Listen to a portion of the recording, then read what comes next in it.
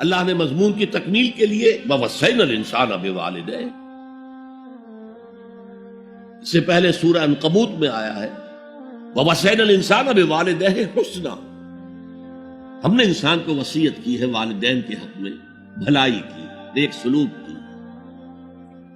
اچھا، والدین میں سے والدہ کا معاملہ والد کے مقابلے میں بہت بڑھ کر ہے۔ والد تو آپ کو معلوم ہے جو بھی ایک تعلق ہوا بیوی سے، اس کے بعد کا جو سارا معاملہ ہے وہ تو ماں کے پیٹ میں، ماں کا خون چوس کر وہ بچہ پل رہا ہے۔ حملتہ امہ وہنا علی وہن، اسے اٹھائے رکھا اس کی ماں نے کمزوری پر کمزوری جھیل کر،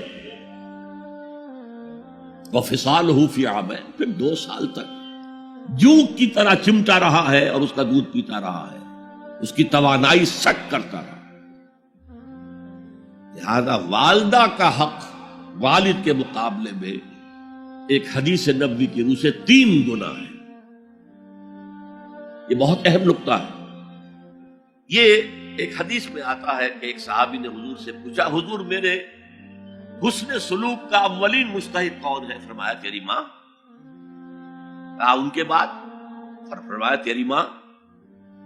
تیسری مرتبہ پوچھا ان کے بعد؟ تیری ماں۔ چوتھی مرتبہ پوچھا تو کہا تیرا باپ۔ گویا کہ والدہ کا حق، اس کی خدمت، اس کے ساتھ نرمی، کہیں اس کے دل کو ٹھیس نہ پہنچا دینا، اس لیے کہ بڑا سخت قسم کا نفسیاتی معاملہ ہوتا ہے۔ آپ کو معلوم ہے جب بچے تھے ہم تو اپنے والدین کی محبت کا مرکز تھے، ان کی ساری محبت ہم پر مرکوز تھی، ہم بھی ان کی شفقت کو مانتے تھے، محبت کرتے تھے۔ ہماری شادی ہو گئی، اولاد ہو گئی تو ہمارا ایک نیا مرکز محبت وجود میں آ گیا۔ بیوی سے محبت ہے، اولاد سے محبت ہے۔ اب بوڑھے والدین کے اندر پیاس پیدا ہوئی محبت، یہی ہمارے ہاں ساس بہو کا جھگڑا جو ہے اس کی اصل بنیاد نفسیاتی یہ ہے کہ ان کے دلوں میں پیاس ہے۔ اب اگر ان کی دلجوئی کی جائے، ان کو وقت دیا جائے، ان کے پاس بیٹھا جائے، ان کی باتیں سنی جائیں، اب تو ان کو کچھ نہ کچھ جو ہے تسکین ہوتی ہے، ورنہ ایک بڑا احساس محرومی شدید پیدا ہو جاتا ہے واقعی۔ یہی وجہ ہے کہ صرف 2 چیزیں ہیں جن کا محض دیکھنا تعظیم اور محبت کے ساتھ موجب ثواب ہے، عبادت ہے۔ خانہ کعبہ کو محض دیکھنا عبادت ہے، بیٹھ کر تعظیماً دیکھتے رہو، طواف بھی نہیں کر رہے، دیکھنا بھی عبادت، اور بوڑھے والدین کو محبت بھری نگاہ سے دیکھنا عبادت ہے۔ اب یہاں دیکھیے اللہ تعالیٰ کو جیسے کہ کہیں کسی جگہ پر فرمایا گیا ان اللہ لا یستحی من الحق، سورہ احزاب میں ہے کہ تمہارا طرز عمل نبی کے لیے تکلیف دہ تھا، لیکن نبی حیا کی وجہ سے تم سے کچھ کہہ نہیں سکتے۔ تو اللہ کو تو کوئی حیا جو ہے کسی حقیقت کو روک لینے پر آمادہ نہیں کر سکتی۔ تو یہاں اللہ صاف فرما رہا اشکر لی ولوالدیک، پہلا شکر میرا ہے، خالق میں ہوں، والدین کے دل میں شفقت میں نے ڈالی ہے، مقدم شکر میرا ہوگا۔ ولوالدیک، مخلوق میں سب سے زیادہ شکر والدین کے، اور یہ قرآن میں 5 جگہ آیا۔ وَقَضَىٰ رَبُّكَ أَلَّا تَعْبُدُوا إِلَّا إِيَّاهُ وَبِالْوَالِدَيْنِ إِحْسَانًا، سورہ بنی اسرائیل، سورہ بقرہ میں ہے، سورہ نساء میں ہے۔ ان اشکر لی ولوالدیک الی المصیر، لوٹنا تو میری طرف ہے، میں حساب لے لوں گا کہ تم نے میرا بھی شکر ادا کیا تھا یا نہیں، اور اپنے والدین کا بھی شکر ادا کیا تھا یا نہیں۔ اب دیکھیے 2 چیزیں آئیں، ایک شکر اللہ کا اور اس کا تقاضا شرک نہ ہو، ایک شکر والدین کا۔ اگر یہ دونوں چیزیں ٹکرا جائیں، کس قدر منطقی ربط ہے قرآن مجید کی آیات میں۔ والدین حکم دے رہے ہیں شرک کرو، کیا کریں؟ آپ کے علم میں ہوگا حضرت سعد بن ابی وقاص رضی اللہ تعالی عنہ عشرہ مبشرہ میں نوجوان تھے، ایز اے ٹین ایجر ایمان لائے ہیں حضور۔ باپ کو فوت ہوئے عرصہ ہو گیا تھا، ماں نے بڑی محبت سے، مال بہت چھوڑ گیا تھا باپ، ناز و نام میں پالا، اب ساتھ ایمان لے آئے حضور پر۔ والدہ نے کہا تم نے اپنے باپ کے دین کو چھوڑ دیا، میں جان دے دوں گی اگر تم اس سے واپس نہ آئے، اور اپنے مشرکانہ عقائد کو تم نے دوبارہ اختیار نہ کیا، مرن برت رکھ لیا۔ اب کیا بیت رہی ہوگی، کس قدر سلیم الفطرت نوجوان تھا سعد، جو نوجوانی میں حضور پر ایمان لایا۔ لیکن فطرت کے اندر جو چیز مثبت تھی، والدین کا ادب، اللہ جسے اپنی طرف منسوب کر رہا ہے وہ فطرت ہے۔ اب یہ ٹکرا رہے، کیا کریں؟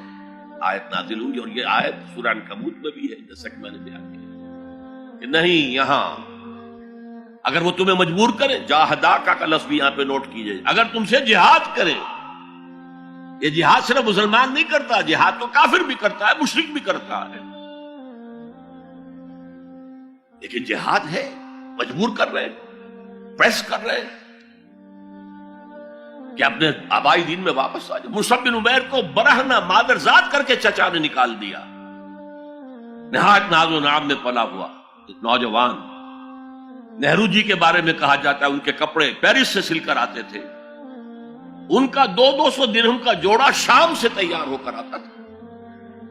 باپ اتنی دولت چھوڑ گیا، اور جہاں سے مصعب گزر جاتا تھا خوشبو اتنی رچی بسی ہوتی تھی ان کے لباس میں کہ پوری گلی، پورا بازار مہک جا رہا ہے، لوگ ہاں مصعب جا رہا۔ جب ایمان لے آئے، چچا نے کہا دیکھو یہ ساری دولت تمہارے مشرک باپ کی ہے، اب نکل جاؤ گھر سے، تمہارا کوئی حق نہیں ہے۔ اٹھ کر چلنے لگے تو کہا یہ کپڑے جو تمہارے جسم پر ہیں وہ بھی اسی مشرک باپ کے، اتار دو۔